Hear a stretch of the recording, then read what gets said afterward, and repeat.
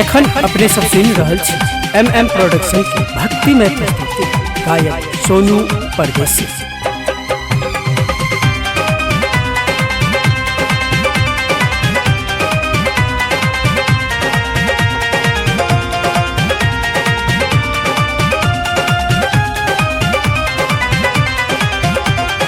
लियो अवतार कलयुग में जहिना ले लिए सतयुग में।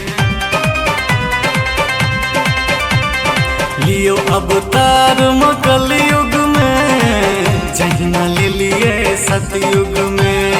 लियो अवतार कलयुग में जहिना ले लिए सतयुग में। मैया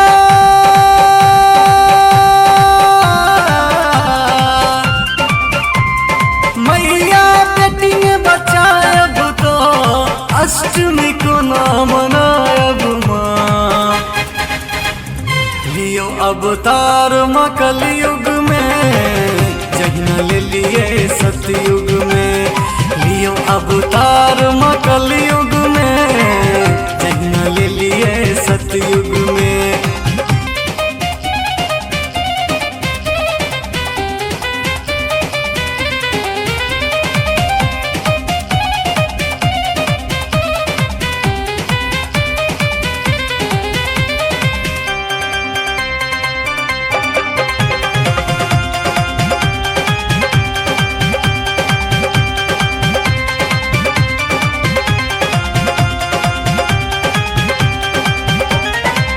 देवी दुर्गा के रूप छी बेटी से न कियो बूझे माँ।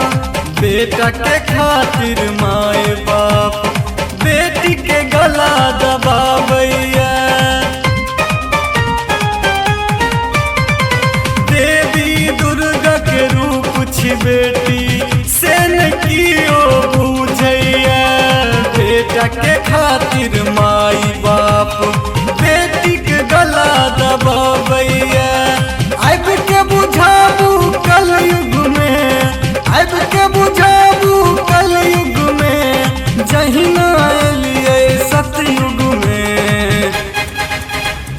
लियो अवतार कलयुग में जहिना ले लिए सतयुग में।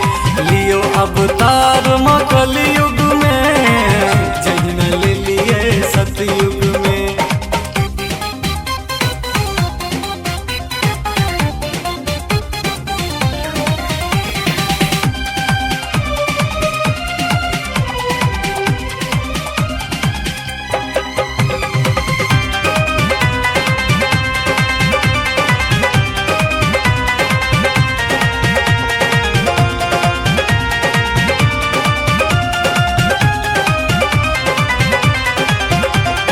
बेटी के बिना सुना लगते माँ पूरा संसार ये। बेटी नहीं रहते जग में तो कहबै ककरा माये। बेटी के बिना सुना लगते ई पूरा संसार ये। बेटी नहीं रहते जग में तो कहबै ककरा माये। मुकेश मनी सब योग में माँ, मुकेश मनी सब योग में माँ। सोनू परदेसी के संग में लियो अवतार कलयुग में जहिना ले लिए सतयुग में। लियो अवतार कलयुग में जहिना ले लिए सतयुग में। मैया